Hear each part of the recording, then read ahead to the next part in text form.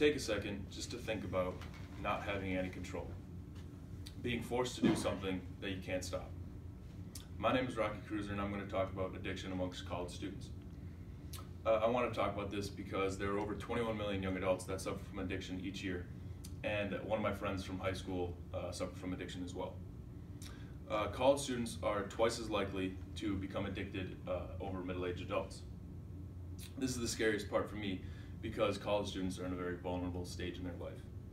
The 2 points I want to talk about today are that college students have more access to drugs than previous generations, and that college students are more likely to try substances due to their curiosity, freedom, and wanting to fit in, and that's due to their age and new environment. The first point I want to talk about is the college students being able to get their hands on substance easier than they used to.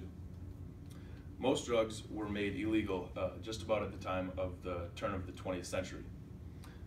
And ever since that point, college campuses have become base points for popularizing drugs. In the 1960s, it was LSD that became popularized on campuses. Cocaine became very popular in the 1980s, and that was a very eventful drug because the users ranged from straight A students to scholarship athletes. And more recently, in the 2000s, prescription drugs have become very popular on campuses. Now, even today, college students are still using, and at an even more alarming rate. Prescription use amongst college students has increased 7.1% since 2015.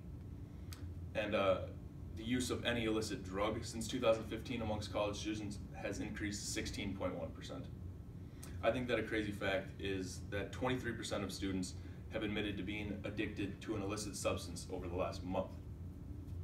The next topic I want to talk about are the reasons why college students are more apt to trying and eventually becoming addicted to substances. The first reason is that it's the first time in their life when they're actually alone. They are no longer with their parents, and they're more responsible for their day-to-day decisions. Another reason is that college is a time for experimentation. It's a new part in their life. They're going through a lot of new experiences, and they're curious for whatever is to come later on in their college career. The final reason is that they might want to make friends or try to fit in with a group of people.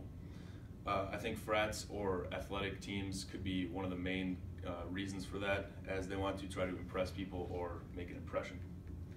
Addiction and substance abuse should not be taken lightly for anyone, but especially amongst college students. College students have a very concerning future with substance abuse because of their age and likelihood of addiction.